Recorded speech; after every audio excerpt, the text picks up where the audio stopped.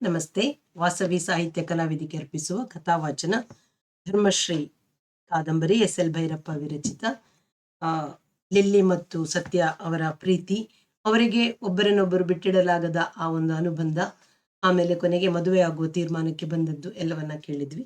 ಮುಂದಿನ ವಾಚನ ಭಾಗ 18. ಒಂದು ಭಾನುವಾರ ಪ್ರಾತಃ ಕಾಲ ನಾನು ಚರ್ಚಿನಲ್ಲಿ ವೇದಿಕೆಯ ಹತ್ತಿರ ನಿಂತಿದ್ದೆ. ಚರ್ಚಿನ ಸಭಾಂಗಣದಲ್ಲಿ ಅನೇಕ ಕ್ರೈಸ್ತರು ಇದ್ದರು. ಬಿಳಿಯ ಶರಾಯಿ ತೊಟ್ಟು ಅದರ ಮೇಲೆ ಬಿಳಿಯ ಗೌನು ಹಾಕಿಕೊಂಡಿದ್ದ ಚರ್ಚಿನ ಬೋಧಕನು ಅಲ್ಲಿ ನೆರೆದಿದ್ದ ಜನಗಳ ಕಡೆಗೆ ತಿರುಗಿ ಹೇಳಿದ, ನಮ್ಮ ಪ್ರಭುವಾದ ಯೇಸು ಕ್ರಿಸ್ತನ ಕೃಪೆಯು, ದೇವರ ಪ್ರೀತಿಯು, ಪವಿತ್ರಾತ್ಮನ ಅನ್ಯೋನ್ಯತೆಯು ನಿಮ್ಮೆಲ್ಲರ ಸಂಗಡ ಇರಲಿ. ಎಲ್ಲರೂ ಏಕಕಂಠದಿಂದ ಆಮೆನ್ ಎಂದು ಹೇಳಿದರು. ಬೋಧಕನು ನನ್ನ ಕಡೆಗೆ ಬೆರಳು ತೋರಿಸಿ ಒಂದು ಪುಸ್ತಕವನ್ನು ನೋಡಿಕೊಂಡು ಸ್ಪ್ಯಾನಿಷ್ ಮಾತನಾಡುವ ಧಾಟಿಯಲ್ಲಿ ಮುಂದುವರಿಸಿದ. ಇಲ್ಲೇ ನಿಂತಿರುವ ಈ ಪುರುಷನು ತನ್ನ ಪೂರ್ವದ ಮತವನ್ನ ತ್ಯಜಿಸಿ ಕ್ರೈಸ್ತ ಮತಕ್ಕೆ ಸೇರಬೇಕೆಂದು ಅಪೇಕ್ಷಿಸಿ ತ್ರಯೇಕ ದೇವರ ನಾಮದಲ್ಲಿ ಸ್ನಾನ ಹೊಂದುವುದಕ್ಕಾಗಿ ಇಲ್ಲಿಗೆ ಬಂದಿದ್ದಾನೆ. ಆದುದರಿಂದ ಈ ಸಂಸ್ಕಾರದ ವಿಷಯವಾಗಿ ದೇವರ ವಾಕ್ಯದಲ್ಲಿ ಹೇಳಿರುವುದನ್ನು ಕೇಳೋಣ. ಒಬ್ಬನು ನೀರಿನಿಂದಲೂ ಆತ್ಮನಿಂದಲೂ ಹುಟ್ಟದಿದ್ದರೆ ದೇವರ ರಾಜ್ಯಕ್ಕೆ ಸೇರಲಾರನು. ದೀಕ್ಷಾ ಸ್ನಾನ ಎಂಬ ಸಂಸ್ಕಾರವು ನಮ್ಮ ರಕ್ಷಣೆಗೆ ಗುರುತಾಗಿಯೂ ಸಂಚಕಾರವಾಗಿಯೂ ನಮ್ಮ ಪ್ರಭುವಿನಿಂದ ನೇಮಿಸಲ್ಪಟ್ಟಿರುತ್ತದೆ. ನಂತರ ವೇದಿಕೆಯ ಹಿಂಭಾಗದಲ್ಲಿ ಇದ್ದ ಶಿಲುಬೆಯ ಮತ್ತು ಕ್ರಿಸ್ತನ ವಿಗ್ರಹದ ಕಡೆಗೆ ತಿರುಗಿ, ಕೃಪೆಯುಳ್ಳ ದೇವರೇ, ಈಗ ದೀಕ್ಷಾ ಸ್ನಾನಕ್ಕಾಗಿ ಬಂದಿರುವ ಈ ಪುರುಷನು ಪೂರ್ವ ಕಾಲದಲ್ಲಿ ಕ್ರಿಸ್ತನನ್ನು ಸೇರದವನು, ಇಸ್ರಾಯೇಲ್ಯರ ಹಕ್ಕಿನಲ್ಲಿ ಪಾಲಿಲ್ಲದವನು, ಅಬ್ರಾಹಮನಿಗುಂಟಾದ ವಾಗ್ದಾನಕ್ಕೆ ಸಂಬಂಧವಾದ ಒಡಂಬಡಿಕೆಯಲ್ಲಿ ಸೇರದವನೂ ಆಗಿದ್ದನು. ಈಗಲಾದರೂ ನಂಬಿಕೆಯ ಮೂಲಕ ಕ್ರಿಸ್ತನನ್ನು ಸೇರಿದವನಾಗಿದ್ದು ನಿನ್ನ ದಯದಿಂದ ಸಮೀಪಸ್ಥನಾಗಿದ್ದಾನೆ. ಬೋಧಕನು ಹೀಗೆ ಹೇಳುವಾಗ ನನ್ನ ಮನಸ್ಸಿನಲ್ಲಿ ವ್ಯಂಗ್ಯವಾದ ನಗುವೆ ಬಂತು. ಪ್ರಭುವೇ, ಇವನ ನಂಬಿಕೆಯನ್ನು ಬಲಪಡಿಸು, ನಿರೀಕ್ಷೆಯನ್ನು ಹೆಚ್ಚಿಸು, ಪ್ರೀತಿಯನ್ನು ಉರಿ ಮಾಡು. ಅಲ್ಲಿ ಒಂದೇ ರೀತಿ ನಿಂತು ನನ್ನ ಕಾಲುಗಳು ನೋಯುತ್ತಿದ್ದವು. ನಾನು ತಲೆ ತಗ್ಗಿಸಿ ನಿಂತಿದ್ದೆ. ಬೋಧಕನು ನನ್ನ ಕಡೆಗೆ ತಿರುಗಿ ಒಂದೇ ಸಮನಾಗಿ ಓದುತ್ತಿದ್ದ. ಆ ದಿನ ಚರ್ಚಿಗೆ ರಾಚಮ್ಮ, ಲಿಲ್ಲಿ, ಅವಳ ತಂದೆ ತಾಯಿಗಳು ಮತ್ತು ಅನೇಕರು ಬಂದಿದ್ದರು. ದೇವಪ್ರಸಾದರು ಮಾತ್ರ ಬಂದಿರಲಿಲ್ಲ. ನಾನು ಚರ್ಚಿಗೆ ಬಂದಾಗಲೇ ಲಿಲ್ಲಿ ನನ್ನೊಡನೆ, ಈ ದಿನ ಎಂದೂ ಇಲ್ಲದಷ್ಟು ಜನ ಚರ್ಚಿಗೆ ಬಂದಿದ್ದಾರೆ, ಅದೇನು ವಿಶೇಷವೋ ಎಂದಳು.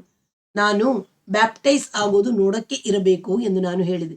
ಪುಸ್ತಕವನ್ನು ಓದಿ ಒಂದು ಪುಟ್ಟ ಭಾಷಣವಾದ ಮೇಲೆ ಬೋಧಕನು ನನ್ನನ್ನು ಕೇಳಿದ, ಈಗ ನಾನು ಕೇಳುವ ಪ್ರಶ್ನೆಗಳಿಗೆ ದೇವರ ಮುಂದೆಯೂ ಈ ಸಭೆಯ ಮುಂದೆಯೂ ಉತ್ತರ ಕೊಡು. ನೀನು ಪಾಪಿಯಾಗಿದ್ದೀ ಎಂದು, ಸ್ವಂತ ಕ್ರಿಯೆಗಳಿಂದ ನಿನ್ನ ರಕ್ಷಣೆಯನ್ನು ನೀನು ಸಾಧಿಸಲಾರೆ ಎಂದು ಒಪ್ಪಿಕೊಳ್ಳುತ್ತೀಯಾದರೆ ನಾನು ಅದನ್ನು ಒಪ್ಪಿಕೊಳ್ಳುತ್ತೇನೆ ಎಂದು ಉತ್ತರ ಕೊಡು. ಅವನು ಮೊದಲೇ ಹೇಳಿಕೊಟ್ಟಂತೆ ನಾನು ಒಪ್ಪಿಕೊಳ್ತೀನಿ ಎಂದೆ. ಯೇಸು ಕ್ರಿಸ್ತನು ನಿನ್ನ ಪಾಪ ಮರಣ ನ್ಯಾಯ ತೀರ್ಪುಗಳಿಂದ ಬಿಡಿಸಿ ರಕ್ಷಿಸುತ್ತಾನೆಂದು ನಂಬುತ್ತೀಯಾದರೆ ಅದನ್ನು ನಾನು ನಂಬ್ತೀನಿ ಅಂತ ಉತ್ತರ ಕೊಡು. ನಾನು ಅದನ್ನ ನಂಬ್ತೀನಿ. ಸೈತಾನನು ಅವನ ಸಕಲ ದುಷ್ಕ್ರಿಯೆಗಳನ್ನು, ವಿಶೇಷವಾಗಿ ಅಸತ್ಯ ದೇವತೆಗಳ ಮತ್ತು ವಿಗ್ರಹಗಳ ಪೂಜೆ, ಮಂತ್ರ, ತಂತ್ರ, ಹೃದಯದ ವ್ಯರ್ಥ ಕಲ್ಪನೆಗಳು, ಇವುಗಳನ್ನೆಲ್ಲ ಬಿಟ್ಟು ಬಿಡುತ್ತೀಯೋ? ನಾನು ಅವುಗಳನ್ನ ಬಿಟ್ಟು ಬಿಡುತ್ತೀನಿ. ಹೀಗೆ ಪ್ರಶ್ನೋತ್ತರಗಳು ಮುಗಿದ ಮೇಲೆ ಬೋಧಕನು, ಈಗ ದೇವರ ಮುಂದೆಯೂ ಈ ಸಭೆಯ ಮುಂದೆಯೂ ನಿನ್ನ ವಿಶ್ವಾಸವನ್ನು ಅರಿಕೆ ಮಾಡು ಎಂದ. ನನ್ನಿಂದ ವಿಶ್ವಾಸ ಪ್ರಮಾಣ ಮಾಡಿಸಿದ ನಂತರ ನನ್ನ ಬಲಗೈಯನ್ನು ಹಿಡಿದು ಸ್ನಾನ ಪಾತ್ರೆಯ ಹತ್ತಿರ ಕರೆದುಕೊಂಡು ಹೋದ. ನನ್ನ ತಲೆಯ ಮೇಲೆ ಅದರಿಂದ ನೀರನ್ನು ತೆಗೆದು ಹಾಕಿ, ತಂದೆ, ಮಗ, ಪವಿತ್ರಾತ್ಮನ ನಾಮದಲ್ಲಿ ನಿನಗೆ ದೀಕ್ಷಾ ಸ್ನಾನವನ್ನು ಕೊಡುತ್ತೇನೆ, ಆಮೆನ್ ಎಂದು ಹೇಳಿ ನನ್ನ ತಲೆಯ ಮೇಲೆ ತನ್ನ ಬಲಗೈಯನ್ನು ಇಟ್ಟು ಕೆಲವು ಮಾತುಗಳನ್ನು ಹೇಳಿದ. ಹೆದರಬೇಡ, ನಂಬಿಕೆ ಮಾತ್ರ ಇರಲಿ. ನಿನ್ನ ನಂಬಿಕೆಯು ಬಿದ್ದು ಹೋಗದಂತೆ ನಿನಗಾಗಿ ನಾನು ಪ್ರಾರ್ಥಿಸಿದ್ದೇನೆ. ಹೆದರಬೇಡ, ನಾನು ನಿನ್ನನ್ನು ರಕ್ಷಿಸಿದ್ದೇನೆ, ನಿನ್ನ ಹೆಸರು ಹೇಳಿ ಕರೆದಿದ್ದೇನೆ, ನೀನು ನನ್ನವನು, ಆಮೆನ್. ನನಗೆ ನಿಂತಲ್ಲಿಯೇ ಹೊಟ್ಟೆಯಲ್ಲಿ ಸಂಕಟವಾಗುತ್ತಿತ್ತು. ನನ್ನಲ್ಲಿ ಅದಾವುದೋ ಚೈತನ್ಯವನ್ನು ನೀಗಿ ನಿರ್ವೀರ್ಯನಾಗುತ್ತಿದ್ದಂತೆ ಮೂಕ ವೇದನೆಯನ್ನು ಅನುಭವಿಸುತ್ತಿದ್ದೆ.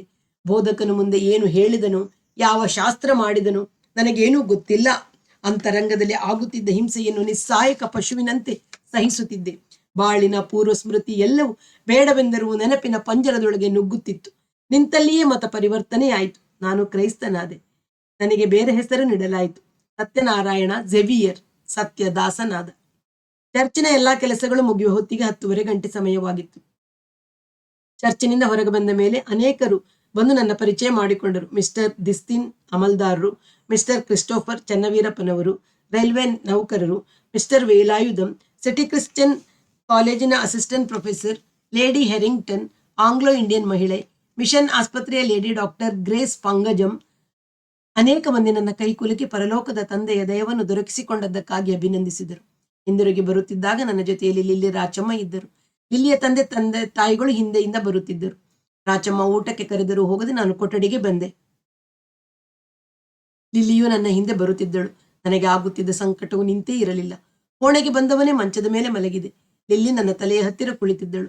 ನಾನು ಮುಂಜಾನೆ ಕಾಫಿಯನ್ನು ಮಾತ್ರ ಕುಡಿದಿದ್ದೆ. ಅದು ಹೊಟ್ಟೆಯಲ್ಲಿ ಏನೂ ಇಲ್ಲದಿದ್ದ ಸಂಕಟವಿದ್ದರೂ ಇರಬಹುದು ಅನ್ನಿಸಿತು. ಆದರೆ ಬೆಳಗಿನ ವೇಳೆ ಉಪವಾಸ ಮಾಡಿ ನನಗೆ ಅಭ್ಯಾಸವಿತ್ತು. ನನ್ನ ಹಣೆಯ ಮೇಲೆ ಕೈಯಿಟ್ಟು, ಲಿಲ್ಲಿ, ಯಾಕೆ ಹುಷಾರಿಲ್ಲವೇ? ನೀವು ಬೆಳಗಿನಿಂದ ಒಂದು ಥರ ಇದ್ದೀರಿ ಎಂದು ಕೇಳಿದಳು. ಮಂಚದ ಮೇಲೆ ಸರಿಯಾಗಿ ಕುಳಿತುಕೋ ಎಂದೆ. ಅವಳ ತೊಡೆಯ ಮೇಲೆ ತಲೆ ಇಟ್ಟು ಮಲಗಿ ಕಣ್ಣುಗಳನ್ನು ಮುಚ್ಚಿದೆ. ಹಣೆಗೆ ಕುಂಕುಮವನ್ನು ಇಟ್ಟು ಕೆನ್ನೆಗೆ ಅರಶಿನ ತೊಡೆದು ಶನಿವಾರ ರಾಮ ಪೂಜೆ ಮಾಡುತ್ತಿದ್ದ ನನ್ನ ತಾಯಿಯ ಮುಖ ಕಣ್ಣ ಮುಂದೆ ಸುಳಿಯುತ್ತಿತ್ತು. ಲಿಲ್ಲಿ, ಏನೋ ಒಂದು ಥರ ಯಾತನೆಯಾಗುತ್ತಿದೆ. ನನಗೆ ಗೊತ್ತಿಲ್ಲದ ತಳಮಳ. ಈ ಹಿಂದೆ ಯಾವತ್ತೂ ನನಗೆ ಈ ರೀತಿ ಆಗಿರಲಿಲ್ಲ. ಚಿಕ್ಕ ವಯಸ್ಸಿನಲ್ಲಿ ಮಾತ್ರ ಒಂದು ಸಲ ಇಂಥ ಸಂಕಟ ಅನುಭವಿಸಿದ್ದೆ. ಆಗ ಸೋದರ ಮಾವನ ಮನೆಯಲ್ಲಿದ್ದೆ. ನಮ್ಮೂರಿನಲ್ಲಿ ಅಮ್ಮ ಸತ್ತು ಹೋಗಿದ್ದಳು. ಅದು ನನಗೆ ಗೊತ್ತಿರಲಿಲ್ಲ. ಆದರೂ ಇಡೀ ದಿನ ಮೂಕ ಸಂಕಟವಾಗುತ್ತಿತ್ತು. ಈಗಲೂ ಯಾಕೋ ಹಾಗೆಯೇ ಆಗುತ್ತಿದೆ. ಏನು ದುರದೃಷ್ಟವೋ ಕಾಣೆ. ನನಗೆ ತಂಗಿ ಶಕುಂತಲೆ ನೆನಪಾಯಿತು. ಲಿಲ್ಲಿ ನನ್ನ ಎದೆಯ ಮೇಲೆ ತನ್ನ ಮುಖ ಹುದುಗಿಸಿಕೊಂಡಳು. ಅವಳ ಕಣ್ಣಿನಲ್ಲಿ ನೀರು. ಯಾಕ್ಲಿಲ್ಲಿ ಹೀಗೆ ಅಳುತ್ತಿದ್ಯಾ ಎಂದು ಕೇಳಿದೆ. ಯಾಕೂ ಇಲ್ಲ, ನೀವು ಸುಮ್ಮನಿರಿ. ನಿಮ್ಮ ಅಂತರಂಗದ ಯಾತನೆಯ ಕಾರಣ ನಿಮಗೆ ಗೊತ್ತಾಗ್ತಿಲ್ಲ, ನನಗೆ ತಿಳಿತಿದೆ. ಆ ಮಧ್ಯಾಹ್ನ ಲಿಲ್ಲಿ ಊಟಕ್ಕೂ ಮನೆಗೆ ಹೋಗಲಿಲ್ಲ. ಅವಳೇ ಹೋಟೆಲ್ನಿಂದ ಸ್ವಲ್ಪ ತಿಂಡಿ ತಂದಳು. ಸಂಜೆಯ ಹೊತ್ತಿಗೆ ಸಂಕಟ ಸ್ವಲ್ಪ ಶಮನವಾಯಿತು. ರಾತ್ರಿ ಲಿಲ್ಲಿ ಮನೆಗೆ ಹೋದಳು. ಮರುದಿನ ಬೆಳಗಿನ ಪೋಸ್ಟ್ನಲ್ಲಿ ಒಂದು ಕಾಗದ ಬಂತು. ಗಾಬರಿಯಿಂದ ಒಡೆದು ನೋಡಿದೆ. ಶಕುಂತಲೆಯದು. ಎಲ್ಲರೂ ಕ್ಷೇಮವಾಗಿದ್ದಾರೆ. ಆ ಊರಿನ ಜಮೀನ್ದಾರರು ಮತ್ತೆ ಮತ್ತೆ ಕೇಳುತ್ತಿದ್ದಾರೆ. ನನಗೆ BA ಪರೀಕ್ಷೆಯಲ್ಲಿ ಪ್ರಥಮ ದರ್ಜೆಯಲ್ಲಿ ತೇರ್ಗಡೆ ಆಗಿರುವುದರಿಂದ ಜಮೀನ್ದಾರು ತಮ್ಮ ಅಳಿಯನಿಗೆ ಎಂಥ ಕೆಲಸವನ್ನಾದರೂ ಕೊಡಿಸಲು ಪ್ರಯತ್ನ ಪಡುವ ಹುಮ್ಮಸ್ಸಿನಲ್ಲಿ ಇದ್ದಾರೆ. ನನ್ನನ್ನು ಖಂಡಿತವಾಗಿ ಅಲ್ಲಿಗೆ ಬರುವಂತೆ ಪ್ರಾರ್ಥಿಸಿ ಇಂತಿ ನಮಸ್ಕಾರಗಳೊಡನೆ ಪತ್ರ ಮುಗಿಸಿದ್ದಳು. ಅವರೆಲ್ಲರೂ ಆರೋಗ್ಯವಾಗಿದ್ದಾರೆ. ನನ್ನ ಮನಸ್ಸಿಗೆ ನೆಮ್ಮದಿಯಾಯಿತು. ಅವಳು ಬರೆದಿದ್ದ ಇತರ ವಿಷಯ ಆ ಕಾಗದವನ್ನು 2ನೇ ಸಲ ಓದುವ ಮನಸ್ಸಾಗಲಿಲ್ಲವೋ, ಶಕ್ತಿ ಇರಲಿಲ್ಲವೋ ನಾನು ಹೇಳಲಾರೆ. ತೆಗೆದು ಪೆಟ್ಟಿಗೆ ಒಳಗೆ ಹಾಕಿದೆ. ಕ್ರೈಸ್ತ ಸಮಾಜವು ಒಂದೇ ಆದರೂ ಮದುವೆ ಮೊದಲಾದ ಕಾರ್ಯಗಳಲ್ಲಿ ಒಂದೊಂದು ಸಣ್ಣ ಸಣ್ಣ ಗುಂಪಿನವರದೇ ಒಂದೊಂದು ಪದ್ಧತಿಗಳಿವೆ. ಹಿಂದೂ ಸಮಾಜದ ಪ್ರತಿ ಒಳ ಗುಂಪಿನಲ್ಲೂ ತನ್ನದೇ ಆದ ವಿಶೇಷ ಸಂಪ್ರದಾಯಗಳಿವೆ.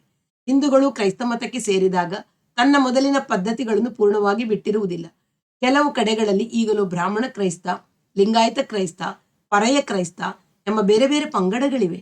ಅವರಲ್ಲಿಯೂ ಮೇಲುಜಾತಿಯ ಒಳಪಂಗಡದವರು ಕೆಳಜಾತಿಯ ಪಂಗಡದವರೊಡನೆ ಸಂಬಂಧ ಬೆಳೆಸುವುದಿಲ್ಲ. ಒಬ್ಬರ ಆಚಾರ ವಿಚಾರಗಳು ಮತ್ತೊಬ್ಬರ ಆಚಾರ ವಿಚಾರಗಳೊಡನೆ ಹೊಂದುವುದಿಲ್ಲ. ಹಿಂದುವಾಗಿದ್ದಾಗ ನಾನು ನಿಷ್ಠೆಯ ಶಾಕಾಹಾರಿಯಾಗಿದ್ದೆ. ಕ್ರೈಸ್ತನಾದ ಮೇಲೂ ಹಾಗೇ ಉಳಿದೆ. ನನ್ನನ್ನು ಬಾಪ್ಟೈಸ್ ಮಾಡಿದ ಪಾದ್ರಿ ಒಂದು ದಿನ ಸಿಕ್ಕಿ ನನ್ನ ಮನೆಗೆ ಊಟಕ್ಕೆ ಕರೆದ. ಶುದ್ಧ ಶಾಕಾಹಾರ ಬಡಿಸುವುದೆಂದರೆ ಮಾತ್ರ ಬರುವೆನೆಂದು ಹೇಳಿದೆ. ಕ್ರೈಸ್ತನಾದ ಮೇಲೂ ಶಾಕಾಹಾರಿ ಅಲ್ಲದವನು ಎಂಬ ಭೇದ ಬಗೆಯುವುದು, ಅದರಲ್ಲಿಯೂ ಚರ್ಚಿನ ಗುರುವಿನ ಮನೆಗೆ ಊಟಕ್ಕೆ ಕರೆದಾಗ ಆ ರೀತಿ ಷರತ್ತು ಹಾಕುವುದು ಅಕ್ರೈಸ್ತತನವೆಂದು ಅವನು ಹೇಳಿದ. ಅವನ ಮಾತನ್ನು ಗಮನಕ್ಕೆ ತೆಗೆದುಕೊಳ್ಳದೆ ನಾನು ಕೊಠಡಿಗೆ ಬಂದೆ. ಜಾನ್ ತಮ್ಮಯ್ಯನವರ ಪಂಗಡಕ್ಕೆ ಅನುಗುಣವಾಗಿ ನನ್ನ ಮತ್ತು ಲಿಲ್ಲಿಯ ವಿವಾಹ ಏರ್ಪಾಡಾಯಿತು. ಅವರಲ್ಲಿ ಲಿಲ್ಲಿ ಒಬ್ಬಳೇ ಮಗಳು. ಕೈತುಂಬ ಹಣವಿದ್ದುದರಿಂದ ತಮ್ಮಯ್ಯನವರು ಅಲ್ಲಿಯ ಕ್ರೈಸ್ತ ಸಮಾಜದಲ್ಲಿ ಪ್ರಭಾವಶಾಲಿ ವ್ಯಕ್ತಿಗಳಾಗಿದ್ದರು. ಮೈಸೂರಿನಲ್ಲಿ ಅವರದೇ ಆದ 5 ಮನೆಗಳನ್ನು ಬಾಡಿಗೆ ಕೊಟ್ಟಿದ್ದರು. ಅವುಗಳಲ್ಲಿ ವಾಸಕ್ಕೆ ಅನುಕೂಲವಾದ ಲಕ್ಷಣವಾದ ಒಂದು ಮನೆಯನ್ನು ನನಗೆ ಬಿಡಿಸಿಕೊಟ್ಟಿದ್ದರು. ನಾನು ಕೊಠಡಿಯನ್ನು ಬಿಟ್ಟು ಆ ಮನೆಗೆ ಬಂದಿದ್ದೆ. ತಮ್ಮ ಏಕಮಾತ್ರ ಪುತ್ರಿಯ ಮದುವೆಯನ್ನು ಭಾರಿ ಪ್ರಮಾಣದಲ್ಲಿ ಮಾಡಬೇಕೆಂದು ಏರ್ಪಾಟು ಮಾಡಿದ್ದರು. ಒಂದು ದಿನ ದೇವಪ್ರಸಾದರೊಡನೆ ನನ್ನನ್ನು ಬಟ್ಟೆ ಅಂಗಡಿಗೆ ಕರೆದೊಯ್ದರು. ಜೊತೆಯಲ್ಲಿ ಲಿಲ್ಲಿಯೂ ಬಂದಿದ್ದಳು. ನನಗೆ ಇಷ್ಟ ಬಂದ ಸೂಟಿನ ಬಟ್ಟೆಗಳನ್ನು ಆಯುವಂತೆ ಹೇಳಿದಾಗ ನನಗೆ ಏನೂ ತಿಳಿಯದಂತೆ ಆಯಿತು. ನಾನಾ ಬೆಲೆ ಬಾಳುವ ಅಂತಹ ದೊಡ್ಡ ಅಂಗಡಿಯನ್ನು ನಾನು ಮೊದಲು ಪ್ರವೇಶಿಸಿರಲಿಲ್ಲ. ಅಣ್ಣ ತಂಗಿಯರೇ ಸೇರಿ ತುಂಬಾ ಬೆಲೆ ಬಾಳುವ 4 ಸೂಟಿನ ಬಟ್ಟೆಗಳನ್ನು ಆಯ್ದರು. ದೇವಪ್ರಸಾದರು ಕೈಗಡಿಯಾರ ತೆಗೆಸಿದರು. ಅದಕ್ಕೆ ಬಂಗಾರದ ಚೈನು ಮತ್ತು ಆರ್ಡರ್ ಮಾಡಿದರು. ಸೈಕಲ್ ಕೊಂಡರು. ರೇಡಿಯೋ ಖರೀದಿ ಮಾಡಿದರು. ಮತ್ತೊಂದು ದಿನ ಹೆಣ್ಣಿಗೆ ಬೇಕಾದ ಸೀರೆ ಒಡವೆ ಕೊಳ್ಳುವುದಕ್ಕಾಗಿ ದೇವಪ್ರಸಾದರು ನನ್ನ ಕೈಯಲ್ಲಿ 2,000 ರೂಪಾಯಿಗಳನ್ನು ಕೊಟ್ಟರು. ಲಿಲ್ಲಿಯೊಡನೆ ನಾವಿಬ್ಬರೂ ಪೇಟೆಗೆ ಹೋಗಿ ಅವಳು ಒಪ್ಪಿದ ಸೀರೆ ಒಡವೆಗಳನ್ನು ತೆಗೆದೆವು. ಮತ್ತೆ 500 ರೂಪಾಯಿಗಳನ್ನು ನನ್ನ ಜೇಬಿಗೆ ಹಾಕಿ ನನಗೆ ಬೇಕಾದ ಇತರ ಖರ್ಚಿಗೆ ಇರಲೆಂದು ಹೇಳಿದರು. ಇತ್ತೀಚೆಗೆ ನಾನು ರಾಚಮ್ಮನ ಮನೆಯಲ್ಲಿ ಊಟ ಮಾಡುತ್ತಿದ್ದೆ. ಹೊಸ ಮನೆಯಲ್ಲಿ ಮನೆಯ ಕುರ್ಚಿ, ಮೇಜು, ಮಂಚಗಳಿಂದ ಸಜ್ಜಿತವಾಗಿತ್ತು. ಒಂದು ದಿನ ಮದುವೆಯ ಶಾಸ್ತ್ರ ಪ್ರಾರಂಭವಾಯಿತು. 5 ಜನ ವಿವಾಹಸ್ಥ ಹೆಂಗಸರು 5 ತಟ್ಟೆಗಳನ್ನು ಹಿಡಿದುಕೊಂಡು ನಾನಿದ್ದ ಮನೆಗೆ ಬಂದರು. ತಟ್ಟೆಗಳಲ್ಲಿ ಬಾಳೆಹಣ್ಣು, ವೀಳ್ಯದೆಲೆ, ಅಡಿಕೆ, ಕೆಲವು ಸಿಹಿ ತಿಂಡಿಗಳು, ಲಿಲ್ಲಿಗಾಗಿ ತೆಗೆದುಕೊಂಡಿದ್ದ ಸೀರೆ, ಮೊಡವೆಗಳಿದ್ದವು. ಅವರೊಡನೆ ಸುಮಾರು 60 ವರ್ಷ ವಯಸ್ಸಿನ ಒಬ್ಬ ಗಂಡಸೂ ಇದ್ದರು. ಆತ ತಮ್ಮಯ್ಯನವರ ದೂರದ ಸಂಬಂಧಿಕರಂತೆ. ಹೆಸರು ಮರಿಯಪ್ಪನವರು ಎಂದು. ರೆವಿನ್ಯೂ ಇಲಾಖೆಯಲ್ಲಿ ಕೆಲಸದಲ್ಲಿದ್ದು ವಿಶ್ರಾಂತಿ ಹೊಂದಿದರು. ಅವರ ಮಕ್ಕಳು ಈಗ ಸರ್ಕಾರದ ಕೆಲಸದಲ್ಲಿದ್ದಾರೆ. ಅವರೆಲ್ಲರ ಸಂಗಡ ನಾನು ಕನ್ಯೆಯ ಮನೆಗೆ ಹೋದೆ. ಕನ್ಯೆಯು ಮನೆಯ ಅಂಗಳದಲ್ಲಿ ಒಂದು ಪುಟ್ಟ ಬೆಂಚು ಹಾಕಿದ್ದರು. ಅವರು ಹೇಳಿದಂತೆ ನಾನು ಅದರ ಮೇಲೆ ಕುಳಿತೆ. ಸಾಂಪ್ರದಾಯಿಕವಾಗಿ ಕನ್ಯೆಯ ತಂದೆ ತಾಯಿಗಳು ನಾವು ತೆಗೆದುಕೊಂಡು ಹೋಗಿದ್ದ ಸೀರೆ ಒಡವೆಗಳನ್ನು ನೋಡಿ ಒಳಗೆ ತೆಗೆದುಕೊಂಡರು. ಕೊಂಚ ವೇಳೆಯಲ್ಲಿ ಅವರು ಒಂದು ಸೀರೆಯುಟ್ಟು ಒಡವೆಗಳನ್ನು ಧರಿಸಿಕೊಂಡು ಕೈಯಲ್ಲಿ ಒಂದು ಲೋಟ ನೀರು ಹಿಡಿದು ಲಿಲ್ಲಿ ಅಲ್ಲಿಗೆ ಬಂದಳು. ಲೋಟವನ್ನು ನನ್ನ ಕಾಲುಗಳ ಹತ್ತಿರ ಇಟ್ಟು ಮಂಡಿಯೂರಿ ನನ್ನ ಪಾದದ ಹತ್ತಿರ ಬಗ್ಗಿದಳು. ಹೀಗೆ ಮಾಡುವಾಗ 2 ಪಕ್ಷಗಳಿಗೂ ಹಿರಿಯರಾದ ಮರಿಯಪ್ಪನವರು ಹೇಳಿದಂತೆ ನಾವಿಬ್ಬರು ಪರಸ್ಪರರನ್ನು ನೋಡಿದೆವು. ನಂತರ ಲಿಲ್ಲಿ ಅಲ್ಲಿಂದೆದ್ದು ಒಳಗೆ ಹೋದಳು. ಅಲ್ಲಿ ಮಾಡುತ್ತಿದ್ದ ಆಚಾರ ಸಂಪ್ರದಾಯಗಳು ಅನೇಕವು ನನಗೆ ಹೊಸವು. ಅವರು ಹೇಳಿದಂತೆ ಮಾತ್ರ ಕೇಳುತ್ತಿದ್ದೆ. ಪ್ರಭಾವಶಾಲಿಗಳಾದ ತಮ್ಮಯ್ಯನವರು ಅಳಿಯನಾಗುವವನೆಂದು ಎಲ್ಲರೂ ನನ್ನನ್ನು ವಿಶೇಷ ಆದರ ಪುರಸ್ಕಾರಗಳಿಂದ ಮಾತನಾಡಿಸುತ್ತಿದ್ದರು. ನಾವು ಇದ್ದ ಮನೆಗೆ ಹಿಂದಿರುಗಿದೆವು. ಮದುವೆಯ ವಿಷಯವನ್ನು ಚರ್ಚಿಗೆ ತಿಳಿಸಲಾಯಿತು. ಅಲ್ಲಿಗೆ 1 ತಿಂಗಳಿಗೆ ಬರುವ ಗುರುವಾರ ಸಂಜೆ 4 ಗಂಟೆಗೆ ನಮ್ಮ ಮದುವೆ ಎಂದು ಚರ್ಚಿನ ನೋಟಿಸಿನಲ್ಲಿ ಹಾಕಲಾಯಿತು. ಮದುವೆ ದಿನ ಸಮೀಪಿಸುತ್ತಿದ್ದಂತೆ ಲಿಲ್ಲಿ ನನ್ನನ್ನು ನೋಡಲು ಬರುತ್ತಿರಲಿಲ್ಲ. ಈಗ ರಾಚಮ್ಮನು ತಮ್ಮಯ್ಯನವರ ಮನೆಯಲ್ಲಿಯೇ ಇರುತ್ತಿದ್ದಳು. ಮದುವೆಯ ಸಾಮಾನು ಮಾಡುವುದು ಮೊದಲಾಗಿ ಅವರಿಗೆ ಬಿಡುವಿಲ್ಲದಷ್ಟು ಕೆಲಸಗಳಿರುತ್ತಿದ್ದವು. ರಾಚಮ್ಮನ ಮನೆಯಲ್ಲಿ ಅಡಿಗೆ ಮರಿಯಮ್ಮ ನಾನು ಹೋದಾಗ ಭಯಭಕ್ತಿಗಳಿಂದ ಬಡಿಸುತ್ತಿದ್ದಳು. ದೇವಪ್ರಸಾದರು ಮದುವೆಗಾಗಿ ವಿಶೇಷ ಸಂಭ್ರಮದಿಂದ ಓಡಾಡುತ್ತಿದ್ದರು. ಒಂದು ರಾತ್ರಿ ಅವರು ಒಂದು ರಾಶಿ ಆಮಂತ್ರಣ ಪತ್ರಿಕೆ ಸುರಿದುಕೊಂಡು ಅವುಗಳ ಮೇಲೆ ವಿಳಾಸ ಬರೆಯುತ್ತಾ ಕುಳಿತಿದ್ದರು. ನನ್ನನ್ನು ನೋಡಿ ಮುಗುಳ್ನಕ್ಕೂ, ಗಲಾಟೆಯಲ್ಲಿ ಯಾರು ಯಾರಿಗೆ ಬರೆಯಬೇಕು ಅನ್ನೋದೇ ಜ್ಞಾಪಕಕ್ಕೆ ಬರಲ್ಲ. ಅಂದ ಹಾಗೆ ನಿಮಗೆ ಬೇಕಾದವರಿಗೆ ಕೊಡೋಕೆ ಆಮಂತ್ರಣ ಪತ್ರಿಕೆ ಮಾಡಿಸಿದ್ದೀರಾ ಎಂದರು. ಇಲ್ಲ, ಮಾಡಿಸಿಲ್ಲ, ಮಾಡಿಸ್ತೀನಿ ಎಂದು ನಾನು ಹೇಳಿದೆ. ರಾಚಮ್ಮ ಮನೆಯಲ್ಲಿರಲಿಲ್ಲ. ನಾವಿಬ್ಬರೂ ಜೊತೆಯಲ್ಲಿ ಊಟಕ್ಕೆ ಕುಳಿತೆವು. ಮರಿಯಮ್ಮ ಬಳಸಿದಳು. ಊಟ ಮಾಡುವಾಗಲೇ ನನ್ನ ಮನಸ್ಸಿಗೆ ಮಂಕು ಕವಿಯುತ್ತಿತ್ತು. ನಾನಿದ್ದ ಮನೆಗೆ ಬಂದ ಮೇಲಂತೂ ಶಾಂತಿ ಕಲಕಿ ಹೋಗಿತ್ತು. ಮದುವೆಯ ಆಮಂತ್ರಣ ಪತ್ರಿಕೆಗಳನ್ನು ನಾನು ಯಾರಿಗೆ ಕಳಿಸಲಿ? ನನ್ನ ಸ್ನೇಹಿತರಿಗೆ, ಬಾಂಧವರು. ನನಗೆ ಅಂಥ ಬಾಂಧವರು ಯಾರೂ ಇರಲಿಲ್ಲ. ತಂಗಿ ಮತ್ತು ಭಾವನಿಗೆ, ನಂಜುವಿಗೆ, ಅಕ್ಕರೆಯಿಂದ ಅಭಿಮಾನದಿಂದ ನನಗೆ ವಿದ್ಯಾ ಬುದ್ಧಿಗಳನ್ನು ಕಲಿಸಿದ ಗುರು ಸ್ವಾಮಿ ಮೇಷ್ಟರು, ನಂಜುಂಡ ಮೇಷ್ಟರು, ತಂಗಿಯ ಮದುವೆಯಲ್ಲಿ ತನುಮನಗಳಿಂದ ನಿಷ್ಕಾಮ ಸೇವೆ ಮಾಡಿ ಸಹಾಯ ಮಾಡಿದ ರಾಮಣ್ಣ. ಯಾರಿಗೆ ಕಳುಹಿಸಬೇಕು? ಶಂಕರನ ನೆನಪು ಬಂತು. ಮನಸ್ಸು ಕಸಿವಿಸಿಯಾಯಿತು. ಆ ರಾತ್ರಿ ಬಹಳ ಹೊತ್ತು ನಿದ್ದೆ ಬರಲಿಲ್ಲ. ಮದುವೆಯನ್ನು ಮಾಡಿಕೊಂಡರೂ ವ್ಯಕ್ತಿಯ ಸುಖಕ್ಕಾಗಿ ಸಮಷ್ಟಿಯಲ್ಲಿ ಎಲ್ಲರೂ ನೋಡಿ ಸಂತೋಷಪಟ್ಟಾಗಲೇ ವ್ಯಕ್ತಿಗೆ ಸುಖವು ಪೂರ್ಣವಾಗಿ ದೊರೆಯುವುದು. ನನ್ನ ಮದುವೆಯನ್ನು ನೋಡಿ ನನ್ನ ಬಳಗವು ನನ್ನೊಡನೆ ಆನಂದ ಪಟ್ಟೀತೆ.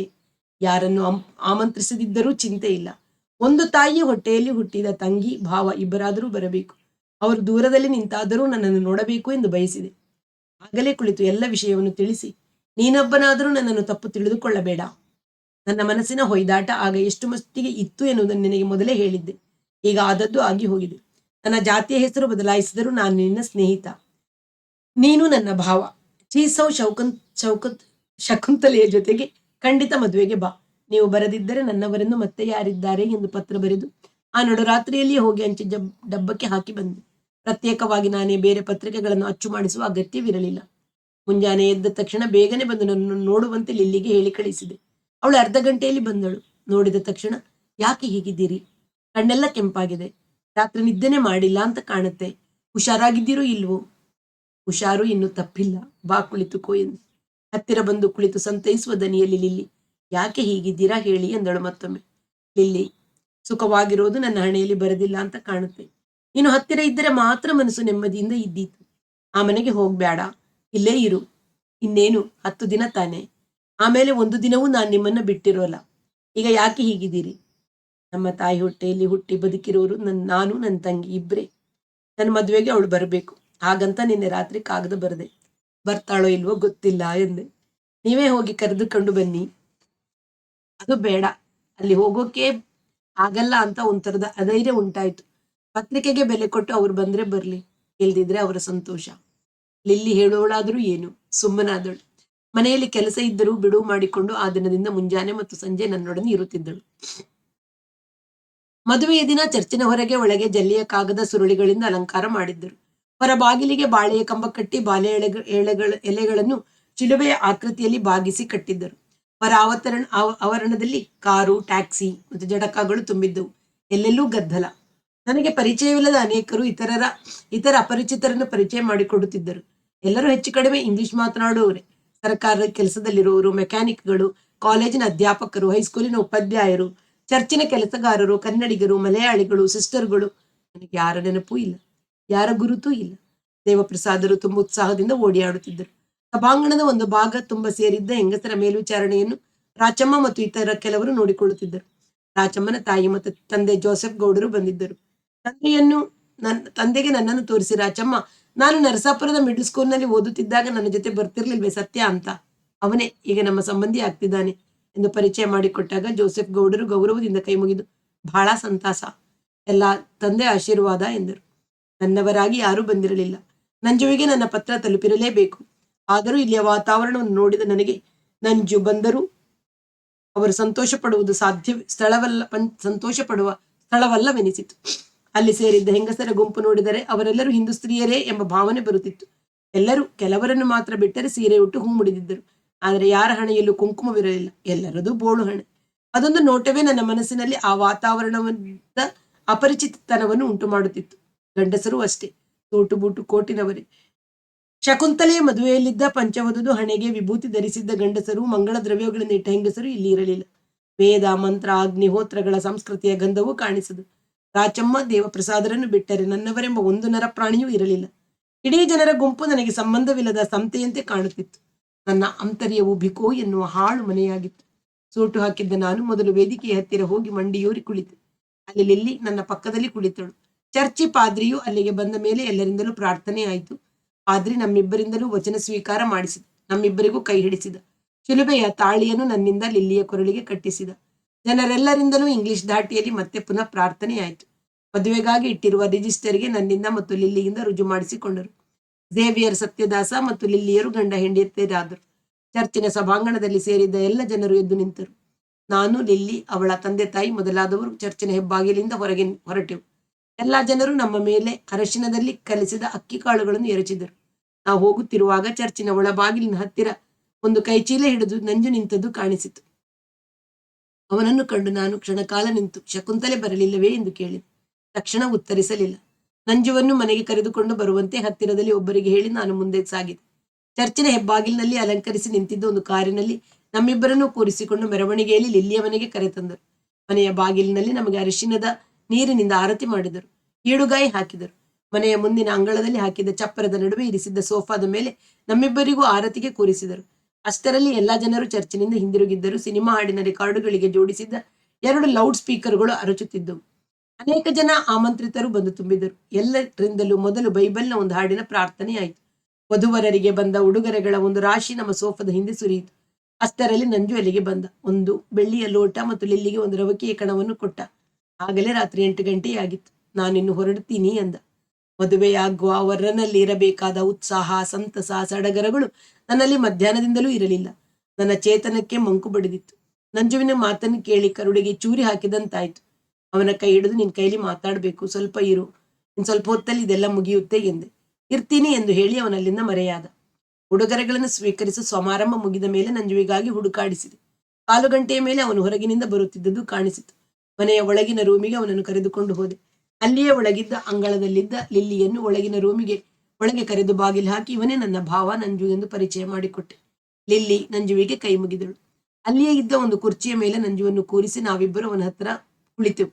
ನಂಜು ಮಾತನಾಡಲು ಬರದ ಮೂಕನಂತೆ ಆಗಿದ್ದ. ನನ್ನ ಬಾಯಿಯನ್ನು ತಂತಿ ಹೊಲಿದಂತೆ ಆಗಿತ್ತು.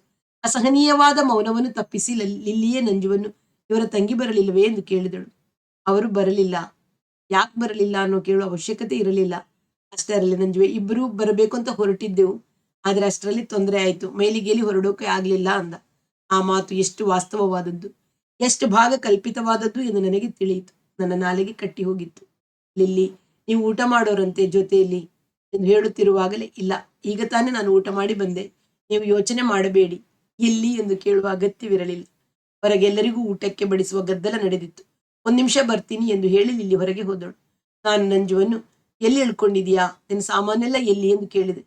ಎಲ್ಲೂ ಇಳ್ಕೊಂಡಿಲ್ಲ, ಬಸ್ಸಿನಿಂದ ನೇರವಾಗಿ ಇಳಿದು ಇಲ್ಲಿಗೆ ಬಂದೆ. ಸಾಮಾನು ಇಲ್ಲ, ಇದೊಂದೇ ಕೈ ಚೀಲ ಅಷ್ಟೇ. ಇರಲಿ ಬಿಡು, ನಿನಗೆ ಬೇರೆ ಮನೆಯಲ್ಲಿ ಹಾಸಿಗೆ ಹಾಸ್ತೀನಿ, ನನಗೆ ರಜವಿಲ್ಲ. ಈಗ 10 ಗಂಟೆ ಸುಮಾರಿಗೆ ಬೆಂಗಳೂರು ಕಡೆಗೆ ಒಂದು ರೈಲಿದೆಯಂತೆ, ಅದರಲ್ಲಿ ಮಂಡ್ಯಕ್ಕೆ ಹೋಗ್ತೀನಿ. ಅಲ್ಲಿ ಒಬ್ಬ ಸ್ನೇಹಿತರನ್ನ ನೋಡಿಕೊಂಡು ನಾಳೆ ಬೆಳಿಗ್ಗೆ ಬಸ್ಸಿಗೆ ಊರಿಗೆ ಹೋಗ್ಬೇಕು. ಅಷ್ಟರಲ್ಲಿ ನಾನು ಸುಮ್ಮನಾದೆ. ಅಷ್ಟರಲ್ಲಿ ಲಿಲ್ಲಿ ಒಂದು ತಟ್ಟೆಯಲ್ಲಿ 2 ಕಿತ್ತಳೆ ಹಣ್ಣು, 4 ಬಾಳೆಹಣ್ಣು, ಸ್ವಲ್ಪ ಸಕ್ಕರೆಯನ್ನು ತೆಗೆದುಕೊಂಡು ಬಂದಿದ್ದಳು. ನಂಜು ಒಂದು ಕಿತ್ತಳೆ ಹಣ್ಣನ್ನು ಮಾತ್ರ ಕೈಗೆ ತೆಗೆದುಕೊಂಡು ಎದ್ದು ನಿಂತ. ನನಗೆ ರೈಲಿಗೆ ಹೊತ್ತಾಗತ್ತೆ, ಹೊರಡ್ತೀನಿ. ನಾನು ಸುಮ್ಮನೆ ನಿಂತಿದ್ದೆ. 1 ನಿಮಿಷ ನಿಂತಿದ್ದು ಬರ್ತೀನಿ ಎಂದು ಹೇಳಿ ಅವನು ಹೊರಟ. ನಾನು ಲಿಲ್ಲಿ, ಭಾವನೆಗೆ ನಮಸ್ಕಾರ ಮಾಡು ಎಂದೆ. ಹಿಂದೂ ಸ್ತ್ರೀಯರು ಪಾದಗಳನ್ನು ಮುಟ್ಟಿ ನಮಸ್ಕರಿಸುವಂತೆ ಅವಳು ನಂಜುವಿಗೆ ಎರಗಿದಳು. ದೀರ್ಘ ಸುಮಂಗಲಿ ಭವ ಎಂದು ಹೇಳಿ ಅವನು ತಲೆ ತಗ್ಗಿಸಿ ಅಲ್ಲಿಂದ ನಿಧಾನವಾಗಿ ಹೊರಟು ಹೋದ. ಲಿಲ್ಲಿಯ ಮುಖ ಪೆಚ್ಚಾಗಿತ್ತು. ಅವರು ಯಾಕೆ ಹೊರಟು ಹೋದರು ಎಂದು ನನ್ನ ಕಡೆಗೆ ಕೇಳಿದಳು. ನಾನು ಯಾವ ಉತ್ತರ ಕೊಡಲಿ? ತಂಗಿ ಬಾರದ ಭಾವ ಬಂದರೂ ಬರದಂತಿದ್ದ. ನನ್ನವರು ಯಾರೂ ಇಲ್ಲದ ನನ್ನ ಮದುವೆ ವಿಜೃಂಭಣೆಯಿಂದ ನಡೆಯಿತು. ಮರುದಿನ ಎಲ್ಲರಿಗೂ ಮಾಂಸದ ಊಟವಾಯಿತು. ತಮ್ಮಯ್ಯನವರು ಮಗಳ ಮದುವೆಯಲ್ಲಿ ದೊಡ್ಡ ರೀತಿಯಲ್ಲಿ ಮಾಡಿದರೆಂದು ಎಲ್ಲರೂ ಹೊಗಳಿದರು. ಅತಿಥಿಗಳೆಲ್ಲ ನನ್ನನ್ನು ಅಭಿನಂದಿಸಿದರು. ಮದುವೆಯಾದ 4ನೇ ದಿನ ನಮ್ಮಿಬ್ಬರನ್ನು ಸಂಗಡ ಕರೆದುಕೊಂಡು ತಮ್ಮಯ್ಯನವರು ಚರ್ಚಿನ ಬಿಷಪ್ಪರನ್ನು ನೋಡಲು ಹೋದರು. ಬೈಬಲ್ನ ಪ್ರತಿಗಳನ್ನು, ಅಮೆರಿಕಾದ ಹಾಲಿನ ಪುಡಿಯನ್ನು ಹಿಂದಿರುಗಿಸಲು ಹಿಂದೆ ಒಮ್ಮೆ ನಾನು ಬಿಷಪ್ಪರ ನಿವಾಸಕ್ಕೆ ಬಂದಿದ್ದೆ. ಈಗ 2ನೇ ಸಲ ಅಲ್ಲಿಗೆ ಹೋಗುತ್ತಿದ್ದೆ. ಇದುವರೆಗೂ ನಾನು ಅವರನ್ನು ನೋಡಿರಲಿಲ್ಲ. ಲಿಲ್ಲಿ ನನಗೆ ಮೊದಲೇ ಹೇಳಿದ್ದಳು, ಬಿಷಪ್ಪರು ಹಾಲೆಂಡ್ ದೇಶದವರು. ಇಂಗ್ಲಿಷ್ಗಿಂತಲೂ ಫ್ರೆಂಚ್, ಲ್ಯಾಟಿನ್ ಭಾಷೆಗಳನ್ನು ಚೆನ್ನಾಗಿ ತಿಳಿದಿದ್ದಾರೆ. ಆದರೂ ಇಲ್ಲಿ ಇಂಗ್ಲಿಷನ್ನು ಮಾತಾಡುತ್ತಾರೆ. ಸ್ಥಳೀಯ ಕ್ರೈಸ್ತ ವೃತ್ತದಲ್ಲಿ ಅವರ ಪ್ರಭಾವ ಪ್ರಚಂಡವಾದದ್ದು. ಚರ್ಚಿನ ಆಡಳಿತ ಮಾತ್ರವಲ್ಲದೆ ನಗರದ ದಿ ಕಿಂಗ್ ಕ್ರಿಶ್ಚಿಯನ್ ಕಾಲೇಜಿನ ಮುಖ್ಯಾಧಿಕಾರಿಗಳು ಅವರೇ. ರಾಜಕೀಯದಲ್ಲಿಯೂ ಅವರ ವರ್ಚಸ್ಸು ಭಾರಿಯಾಗಿದೆ. ನಗರಸಭೆಗೆ ಅವರೇ ಅಧ್ಯಕ್ಷರಾಗುವ ಸಾಧ್ಯತೆಯೂ ಇದೆ. ನಗರದ ಮುಖ್ಯ ರಾಜಕೀಯ ಪಕ್ಷದ ಮೇಲೂ ಅವರ ಛಾಯೆ ಕಡಿಮೆ ಇಲ್ಲ. ಲೋಕಸಭೆಯ ಚುನಾವಣೆಗೆ ನಿಲ್ಲುವವರು ಸಹ ಅವರ ಸಲಹೆ ಕೇಳಿ ಅದರಂತೆ ನಡೆಯುತ್ತಾರೆ. ರಾಜಕೀಯದಲ್ಲಿ ಅವರ ಸೂಕ್ಷ್ಮ ದೃಷ್ಟಿಯು ರಾಜಕೀಯದ ಗಾಳಿ ಬೀಸುತ್ತಿರುವ ದಿಕ್ಕನ್ನು ಅರ್ಥ ಮಾಡಿಕೊಳ್ಳುವ ಶಕ್ತಿಯು ಮೆಚ್ಚುವಂಥದ್ದು. ಬಿಷಪ್ಪರು ನಮ್ಮನ್ನು ನಿರೀಕ್ಷಿಸುವಂತಿತ್ತು. ನಾವು ಹೋದ ತಕ್ಷಣ ನನ್ನ ತಮ್ಮಯ್ಯನವರು ಭಯ ಭಕ್ತಿಯಿಂದ ನೆರೆದವರೆಗೂ ಬಗ್ಗಿ ಶಿಲುಬೆಯಾಕಾರದ ಸಂಜ್ಞೆಯಿಂದ ಅವರಿಗೆ ನಮಸ್ಕರಿಸಿದರು. ನಾನು ಮತ್ತು ಲಿಲ್ಲಿ ಔಪಚಾರಿಕವಾಗಿ ನಮಸ್ಕರಿಸಿದೆವು. ಬಿಷಪ್ಪರು ಎತ್ತರವಾದ, ಅದಕ್ಕೆ ತಕ್ಕ ಗಾತ್ರದ ಆಳು. ಕಿತ್ತಳೆಯ ತೊಳೆಯ ಬಣ್ಣದ ಮೈ, ಕೆಂಪು ಕೂದಲಿನ ಗಡ್ಡ ಬಿಟ್ಟು ಅರ್ಧ ಬೊಕ್ಕ ತಲೆಯನ್ನು ಹಿಂದಕ್ಕೆ ಬಾಚಿದ್ದರು. ಕೊಕ್ಕರೆ ಗರಿಯಂತ ಬಿಳಿಯ ಲಂಗ ಧರಿಸಿ ಯಾವುದೋ ಗೌಪ್ಯವಾದ ವಿಷಯವಿರಬಹುದು ಅವರೇ ಟೈಪ್ ಮಾಡುತ್ತಿದ್ದರು. ವಾಸಕ್ಕೆ ಅತ್ಯಂತ ಅನುಕೂಲವಾಗಿದ್ದ ಬಂಗಲೆ ಬಿಷಪ್ಪರದು. ಸುತ್ತಲೂ ವಿಶಾಲವಾದ ಕೈತೋಟದ ನಡುವೆ ಸಿಮೆಂಟಿನಿಂದ ಕಟ್ಟಿದ್ದ ಮನೆ. ಮನೆಯ ಒಳಗೆ ಹೊರಗಣ ರೀತಿ ವ್ಯವಸ್ಥೆಗಳು ಯುರೋಪ್ ದೇಶದ ಮನೆಗಳ ಮಾದರಿಯಂತಿತ್ತು. ನಾವು ಹೋಗಿ ಕುಳಿತ ಕೊಠಡಿ ಅವರ ದಿವಾನ್ ಖಾನೆಯಾಗಿರಬೇಕು.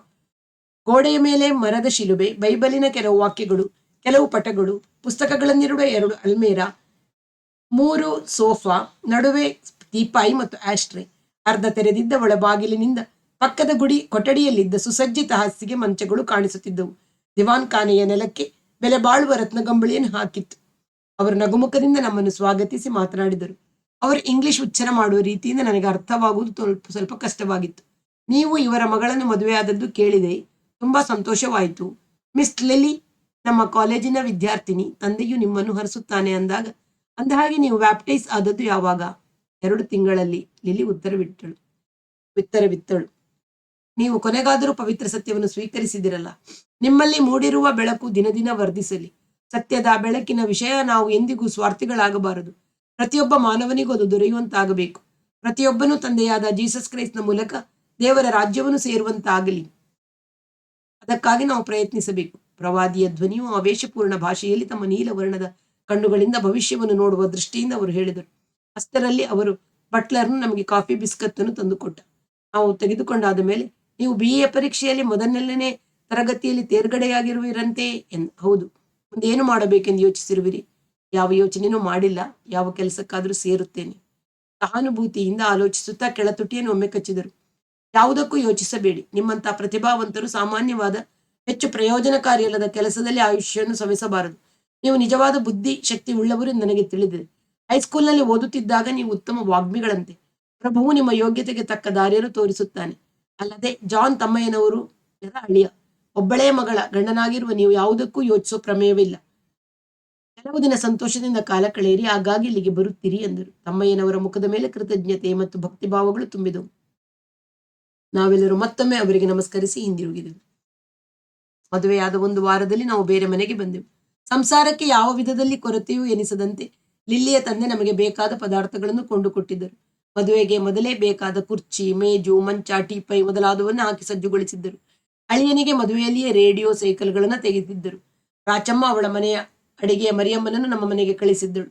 ಆದರೆ ಮರಿಯಮ್ಮನ ಅಡಿಗೆ ನನಗೆ ಅಷ್ಟಾಗಿ ಹಿಡಿಸುತ್ತಿರಲಿಲ್ಲ. ಊಟದಲ್ಲಿ ನನ್ನ ಅಭಿರುಚಿಯನ್ನು ಅಭ್ಯಾಸವನ್ನು ಅರಿತುಕೊಂಡು ಲಿಲ್ಲಿಯು ಮರಿಯಮ್ಮನಿಗೆ ಹೇಳಿಕೊಡುತ್ತಿದ್ದಳು. ನಮ್ಮ ಮನೆಗೆ ಲಿಲ್ಲಿಯ ತಾಯಿ ಆಗಿಂದಾಗೆ ಬರುತ್ತಿದ್ದರು. ಒಂದು ದಿನವೂ ನನ್ನ ಸಂಗಡ ಮಾತನಾಡಿದವರಲ್ಲ. ಮನೆಯಲ್ಲಿ ಇದ್ದೂ ಇಲ್ಲದಂತಿರುವುದು ಅವರ ಸ್ವಭಾವ.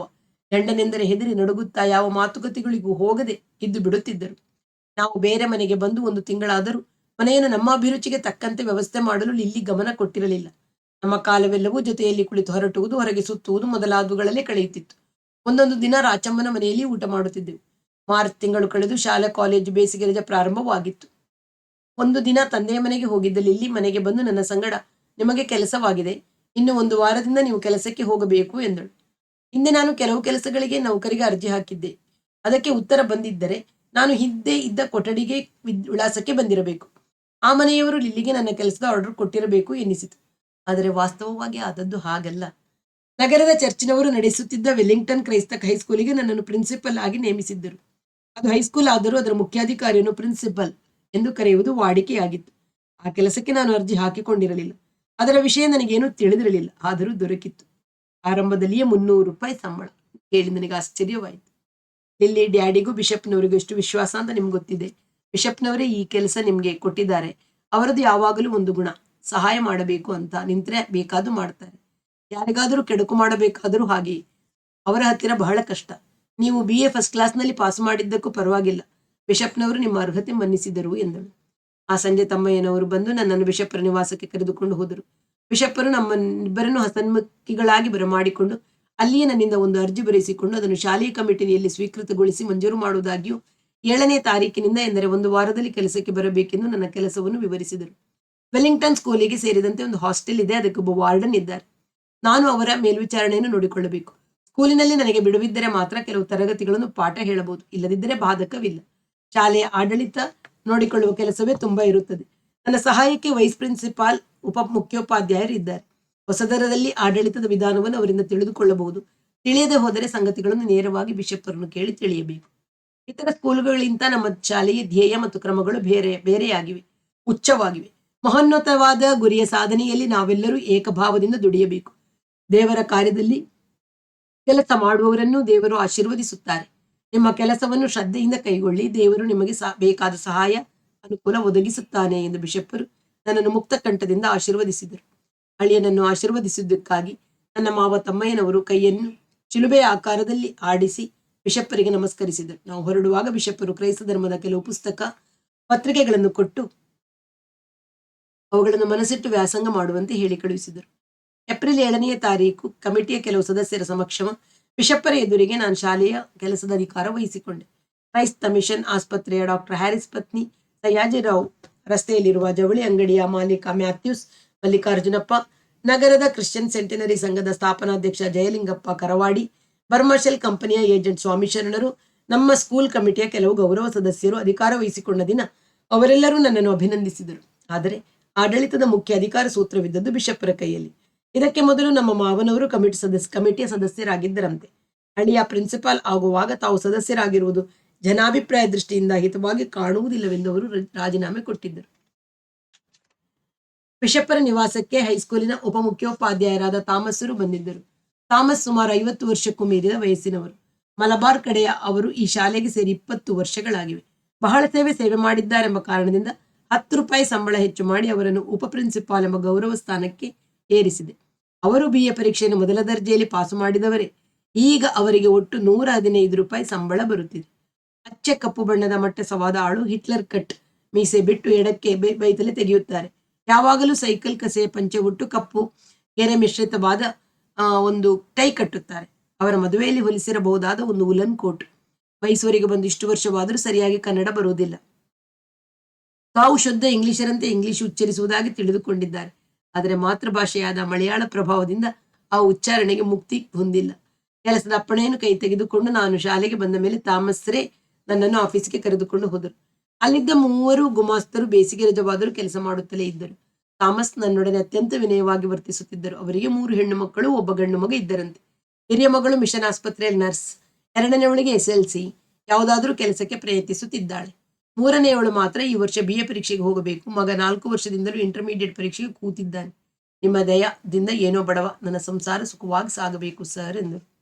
ಅವರ ವಿಚಿತ್ರ ಉಚ್ಚಾರಣೆ ಇಂಗ್ಲಿಷ್ನಲ್ಲಿ ಹೇಳಿದರು. ಈಗ 6 ವರ್ಷದ ಹಿಂದೆ ಈ ಶಾಲೆಗೆ ಒಬ್ಬ ಪ್ರಿನ್ಸಿಪಲ್ ಇದ್ದರಂತೆ. ಶಾಲೆಯ ಹಣ ತಿಂದರು ಎಂಬ ಆಪಾದನೆಯ ಮೇಲೆ ಅವರನ್ನು ಕೆಲಸದಿಂದ ತೆಗೆಯಲಾಯಿತಂತೆ. ಆಗಿನ ತಾಮಸರೇ ಪ್ರಿನ್ಸಿಪಾಲ್ ಇನ್ಚಾರ್ಜ್ ಎಂಬ ಹೆಸರಿನಿಂದಲೇ ಕೆಲಸ ನಡೆಕೊಂಡು ಬಂದಿದ್ದರಂತೆ. ನಾನು ಕೆಲಸಕ್ಕೆ ಸೇರಿ ಇನ್ನೂ ಒಂದು ದಿನವೂ ಕಳೆದಿರಲಿಲ್ಲ. ಥಾಮಸ್ ನನ್ನ ಸಂಗಡ, ಮೊದಲಿದ್ದವ್ರು ನಿಮ್ಮಾಗಲ್ಲ ಸಾರ್, ಬಹಳ ಕೆಟ್ಟವರು. ನಿಮ್ಮದು ಚಿನ್ನದಂತ ಗುಣ ಅಂತ ನೋಡಿದ್ರೆ ಕಾಣುತ್ತೆ. ನಿಮ್ಮ ಕೈಲಿ ಕೆಲಸ ಮಾಡೋದು ಎಂದ್ರೆ ನನಗೆ ಇಲ್ಲೆಲ್ಲದ ಉತ್ಸಾಹ. ನಿಮ್ಮ ರೆಸ್ಯೂಮ್ನಲ್ಲಿ ಸ್ಕೂಲ್ ಅಂದ್ರೆ ಇಡೀ ಸ್ಟೇಟಿಗೆ ಮೊದಲನೇದಾಗುತ್ತೆ. ದೇವರ ಬೆಳಕನ್ನು ಎಲ್ಲಾ ಹುಡುಗರಿಗೂ ಬೀರುತ್ತೆ ಎಂದರು. ಮರುದಿನ ಬೆಳಿಗ್ಗೆ 11 ಗಂಟೆಗೆ ಶಾಲೆಯ ಇತರ ಉಪಾಧ್ಯಾಯರೆಲ್ಲರೂ ಬಂದು ನನ್ನನ್ನು ಭೇಟಿಯಾದರು. ಬ್ರಾಹ್ಮಣ, ಲಿಂಗಾಯತ, ಗೌಡರಿಂದ ಹಿಡಿದು ಕ್ರೈಸ್ತರವರೆಗೂ ಎಲ್ಲ ಉಪಾಧ್ಯಾಯರಿದ್ದರು. ಆದರೆ ಕ್ರೈಸ್ತರೇ ಬಹುಮಂದಿ. ಎಲ್ಲ ಉಪಾಧ್ಯಾಯರು ಹತ್ತಿಯ ಸೂಟು ಧರಿಸುವರು. ಕನ್ನಡ ಪಂಡಿತ ವೆಂಕಟೇಶ ಭಟ್ಟರು ಮಾತ್ರ ಪಂಚೆಯುಟ್ಟು ಮೇಲೆ ಶರಟು ಹಾಕದೆ ಶಾಲು ಹೊದೆದಿದ್ದರು. ಹಣೆಯ ಮೇಲೆ ಕಾಣುತ್ತಿದ್ದ ಗಂಧಾಕ್ಷತೆ, ಕೆಳಗೆ ಹುಬ್ಬಿನ ನಡುವೆ ಕುಂಕುಮವಿತ್ತು. ಕ್ರೈಸ್ತ ವಾತಾವರಣದಿಂದ ತುಂಬಿದ್ದ ಈ ಶಾಲೆಯಲ್ಲಿಯೂ ಸಂಪ್ರದಾಯದಂತೆ ಉಡುಗೆ ಮತ್ತು ಗುರುತನ್ನು ಅವರು ಬಿಟ್ಟಿರಲಿಲ್ಲ. ಶಾಲೆಯಲ್ಲಿ ಕೆಲಸ ಮಾಡುತ್ತಿದ್ದ ಉಪಾಧ್ಯಾಯರ ಮುಖದ ಮೇಲೆ ಬಡತನದ ಚಿಹ್ನೆ ಒಡೆದು ಮೂಡಿತ್ತು. ಕೆಲವು ಕ್ರೈಸ್ತ ಉಪಾಧ್ಯಾಯರನ್ನು ಬಿಟ್ಟರೆ ಉಳಿದ ಯಾರಿಗೂ 80 ರೂಪಾಯಿಗೆ ಮಿಕ್ಕಿ ಸಂಬಳ ಬರುತ್ತಿರಲಿಲ್ಲ. ಆಡಳಿತದ ಅಧಿಕಾರಿಯಾದ ನನಗೆ ಅವರೆಲ್ಲರೂ ಭಕ್ತಿಯಿಂದ ನಮಸ್ಕರಿಸಿದ ರೀತಿಯನ್ನು ನಾನು ಹಿಂದೆ ಎಲ್ಲಿಯೂ ನೋಡಿರಲಿಲ್ಲ. ಅತ್ಯಂತ ಭಯಭಕ್ತಿಗಳಿಂದ, ನಯ ವಿನಯಗಳಿಂದ, ದೇಶಾವರಿ ನಗೆಯಿಂದ ಕೈ ಮುಗಿದರು. ಒಬ್ಬೊಬ್ಬರ ಪರಿಚಯವನ್ನು ಥಾಮಸ್ ಮಾಡಿಕೊಟ್ಟಾಗಲೂ ಒಬ್ಬೊಬ್ಬರಾಗಿ ತಮಗೆ ಮೀರಿಸಿದ ವಿಧೇಯರು ಇಲ್ಲವೆಂಬಂತೆ ಎದ್ದು ನಿಂತು ಕೈ ಮುಗಿಯುತ್ತಿದ್ದರು. ಶಾಲೆಯ ಉಪಾಧ್ಯಾಯ ವರ್ಗಗಳಲ್ಲಿದ್ದ ಹಿಂದೂಗಳಿದ್ದರು. ಆಡಳಿತ ಶಾಖೆಯ ಗುಮಾಸ್ತರು, ಜವಾನರು ಮಾತ್ರ ಕ್ರೈಸ್ತರೇ. ಬೇಸಿಗೆ ರಜವಾದುದರಿಂದ ದಿನಕ್ಕೆ 1 ಗಂಟೆಗಿಂತ ಹೆಚ್ಚಾಗಿ ನಾನು ಸ್ಕೂಲಿಗೆ ಹೋಗುತ್ತಿರಲಿಲ್ಲ. ಹೆಚ್ಚು ಕಡಿಮೆ ಎಲ್ಲ ಕೆಲಸವನ್ನು ತಾಮಸರೇ ನೋಡಿಕೊಂಡು ಹೋಗುತ್ತಿದ್ದರು. ವಾರಕ್ಕೊಮ್ಮೆಯಾದರೂ ನಾನು ಬಿಷಪ್ಪರನ್ನು ನೋಡುವುದು ನನ್ನ ಸಾಂಪ್ರದಾಯಿಕ ಕರ್ತವ್ಯವಾಗಿತ್ತು. ನಾನು ಹೋದಾಗಲೆಲ್ಲ ಬಿಷಪ್ಪರು ಪ್ರಭುವಾದ ಯೇಸು ಸ್ವಾಮಿಯ ಘನತೆಯ ಬಗ್ಗೆ ಹೇಳುತ್ತಿದ್ದರು. ಆತನ ಸತ್ಯದ ಬೆಳಕನ್ನು ಜಗತ್ತಿನಲ್ಲಿ ಬೀರುವುದಕ್ಕಿಂತ ಪರಮೋತ್ಕೃಷ್ಟವಾದ ಕಾರ್ಯವೂ ಬೇರೆ ಇಲ್ಲ ಎಂದು ಹೇಳುತ್ತಿದ್ದರು. ಅವರ ಮಾತುಗಾರಿಕೆಯ ಮೋಡಿಯು ನನ್ನ ಮೇಲೆ ನಿಧಾನವಾಗಿ ಪರಿಣಾಮವನ್ನು ಉಂಟು ಮಾಡುತ್ತಿತ್ತು. ಒಪ್ಪಿಕೊಂಡಿದ್ದ ಕೆಲಸವನ್ನಾದರೂ ಆತ್ಮವಂಚನೆ ಇಲ್ಲದ ಮಾಡುವೆನೆಂದು ನನ್ನ ಮನಸ್ಸಿಗೆ ನಾನು ಹೇಳಿಕೊಳ್ಳುತ್ತಿದ್ದೆ. ಬಿಷಪ್ಪರು ಹೇಳುತ್ತಿದ್ದರು, ದೇವರ ಕೆಲಸ ನಡೆಯಬೇಕಾದರೆ ನಿಮ್ಮಂಥವರಿಂದ ಮಾತ್ರ. ಪವಿತ್ರ ಗ್ರಂಥಗಳೆಲ್ಲವನ್ನೂ ಶ್ರದ್ಧೆಯಿಂದ ಓದಿ. ಕೆಲವು ಕಾಲದ ನಂತರ ನಿಮ್ಮನ್ನು ರೋಮಿಗೆ ಕಳಿಸಿಕೊಡುತ್ತೇವೆ. ಅಲ್ಲಿಯ ಪವಿತ್ರ ಸ್ಥಳಗಳನ್ನು ಸಂದರ್ಶಿಸಿ ಪ್ರಭುವಿನ ಬೆಳಕನ್ನು ಹೆಚ್ಚಾಗಿ ತುಂಬಿಕೊಳ್ಳುವಿರಂತೆ. ನೀವು ಸಂಪಾದಿಸಿದ ಬೆಳಕನ್ನು ಪಾಪಿಗಳಾದ ಸಹಸ್ರಾರು ಜನರಿಗೆ ಹಚ್ಚುವಿರಂತೆ. ಬಿಷಪ್ಪರು ಕೊಡುತ್ತಿದ್ದ ಪುಸ್ತಕಗಳನ್ನು, ಪತ್ರಿಕೆಗಳನ್ನು ಬಿಡುವಾದಾಗ ಮನೆಯಲ್ಲಿ ಕುಳಿತು ಓದುತ್ತಿದ್ದೆ. ಆದರೆ ಹೆಚ್ಚಾಗಿ ಬಿಡುವು ಸಿಕ್ಕುತ್ತಿರಲಿಲ್ಲ. ಮನೆಯಲ್ಲಿ ಲಿಲ್ಲಿ ಸಂಗಡ ಇರುತ್ತಿದ್ದಳು. ಅವಳು ಹತ್ತಿರ ಇರುವಾಗ ಗಮನವು ಯಾವುದಾದರೂ ಹರಟೆ ಕಡೆಗೆ ಹೊರಡುತ್ತಿತ್ತು. ಈಗ ಮರಿಯಮ್ಮನನ್ನು ರಾಚಮ್ಮನ ಮನೆಗೆ ಕಳುಹಿಸಿ ಲಿಲ್ಲಿ ಅಡಿಗೆ ಮಾಡುತ್ತಿದ್ದಳು. ಮೊದಲು ಕೆಲವು ದಿನ ಅವಳು ಎಷ್ಟು ಶ್ರದ್ಧೆಯಿಂದ ಮಾಡಿದರೂ ನನ್ನ ರುಚಿಗೆ ಹೊಂದುತ್ತಿರಲಿಲ್ಲ. ಕ್ರಮೇಣ ನನ್ನ ರುಚಿ ಬದಲಾಯಿಸಿತು ಅಥವಾ ಅವಳ ಅಡಿಗೆ ಸುಧಾರಿಸಿತು. ಊಟ ಇಷ್ಟವಾಗುತ್ತಿತ್ತು. ನಾನು ಪಾಸು ಮಾಡಿದ್ದ BA ಪರೀಕ್ಷೆಗೆ ಯಾರೂ 300 ರೂಪಾಯಿ ಸಂಬಳ ಕೊಡುತ್ತಿರಲಿಲ್ಲ. ನಮಗೆ ಸುಂದರವಾದ ಸ್ವಂತ ಮನೆ ಇತ್ತು. ಮನೆಗೆ ಬೇಕಾದ ಸಕಲ ಸಲಕರಣೆಗಳು ಇದ್ದವು. ಜೀವನಕ್ಕೆ ಆಗಿ ಉಳಿಯುವಷ್ಟು ಸಂಬಳ. ಯಾವಾಗಲೂ ಒಡನೆ ಇದ್ದು ನನ್ನನ್ನು ಸಂತೋಷಗೊಳಿಸುತ್ತಿರುವ ಹೆಂಡತಿ. ಇನ್ನು ಬಯಸಬೇಕಾದುದು ಏನು? ಹಾಗೆಂದು ಒಂದು ದಿನ ಲಿಲ್ಲಿಯನ್ನು ಕೇಳಿದೆ. ಇನ್ನು 1-2 ವರ್ಷ ಕಳೀಲಿ, ಆಮೇಲೆ ಹೇಳ್ತೀನಿ ಎಂದವಳು ನಾಚಿಕೆಯಿಂದ ತಲೆ ತಗ್ಗಿಸಿದಳು. ನಾನು ಈಗ ಬ್ಯಾಡ ಎಂದೆ. ಮೇಸ್ಸಿಗೆ ರಜಾ ಕಳೆದು ಶಾಲೆ ತೆರೆಯಿತು. ವೆಲ್ಲಿಂಗ್ಟನ್ ಹಾಸ್ಟೆಲ್ ಹೊಸದಾಗಿ ವಿದ್ಯಾರ್ಥಿಗಳನ್ನು ಸೇರಿಸಿಕೊಳ್ಳಬೇಕಾದ ಕಾಲ ಬಂತು. ಆ ಹಾಸ್ಟೆಲ್ ಪೂರ್ತಿಯಾಗಿ ಉಚಿತವೂ ಅಲ್ಲ, ಹಾಗೆಂದು ಎಲ್ಲರಿಗೂ ಹಣ ತೆಗೆದುಕೊಳ್ಳುವುದೂ ಇಲ್ಲ. ಅನೇಕ ಹಳ್ಳಿಗಳಿಂದ ಬಂದ ಕ್ರೈಸ್ತ ಬಾಲಕರು ಅಲ್ಲಿ ಇರುತ್ತಿದ್ದರು. ಊರಿನಲ್ಲಿ ತಂದೆ ತಾಯಿಗಳಿದ್ದು ಅವರ ಅನುಕೂಲ ಸ್ಥಿತಿಗೆ ತಕ್ಕಂತೆ ಪ್ರತಿ ತಿಂಗಳ ಶುಲ್ಕವು ವಿಧಿಸಲ್ಪಡುತ್ತಿತ್ತು. ಯಾವ ಶುಲ್ಕವೂ ಇಲ್ಲದ ಸುಮಾರು 6 ಜನ ವಿದ್ಯಾರ್ಥಿಗಳಿದ್ದರು. ತಿಂಗಳಿಗೆ 3 ರೂಪಾಯಿ ಕೊಡುವವರು ಕೆಲವರು, ಮತ್ತೆ 10 ರೂಪಾಯಿ ಕೊಡತಕ್ಕವರು, 15 ರೂಪಾಯಿ ಫೀಸಿನ ಉಳಿದ ಹಲವರು, ಶುಲ್ಕದಲ್ಲಿ ರಿಯಾಯಿತಿ ಬಯಸುವ ವಿದ್ಯಾರ್ಥಿಗಳ ತಂದೆ ತಾಯಿಯರು.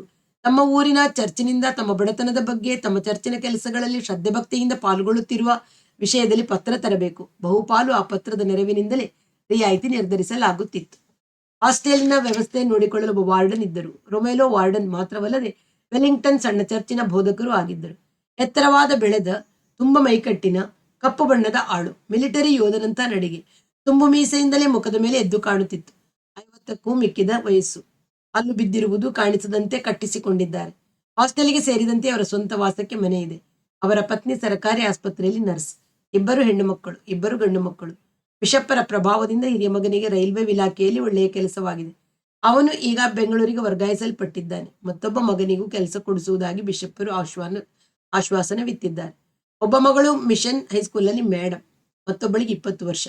ಚಾಮರಾಜೇಂದ್ರ ವೃತ್ತಿ ಶಿಕ್ಷಣ ಶಾಲೆಯಲ್ಲಿ ಬೆತ್ತದ ಹೆಣ್ಣಿಗೆ ಕೆಲಸ ಕಲಿಯಲು ಹೋಗುತ್ತಿದ್ದಾಳೆ. ನಾನು ಮೊದಲ ದಿನ ಹಾಸ್ಟೆಲ್ ನೋಡಲು ಹೋದಾಗ ರೋಮೆಲೋ ನನ್ನನ್ನು ಅವರ ಮನೆಗೂ ಕರೆದೊಯ್ದರು. ಅವರ ಪತ್ನಿ ಸುಮಾರು 50 ವಯಸ್ಸಿನವರು. ಬಾಯಿ ತುಂಬ ಓರಣವಾಗಿ ಕಾಣಿಸುವಂತೆ ಹಲ್ಲು ಕಟ್ಟಿಸಿಕೊಂಡಿದ್ದಾರೆ. ತಲೆಯಲ್ಲಿ ಒಂದೂ ಬಿಳಿಯ ಕೂದಲು ಕಾಣದಂತೆ ಬಣ್ಣ ಹಚ್ಚಿ ಚಿಕ್ಕ ವಯಸ್ಸಿನವರಂತೆ ಕಾಣಲು ಯತ್ನಿಸುತ್ತಿರುವಂತೆ ಅನ್ನಿಸಿತು. ದಂಪತಿಗಳು ನನ್ನನ್ನು ಭಯಭಕ್ತಿಗಳಿಂದ ಸತ್ಕರಿಸಿದರು.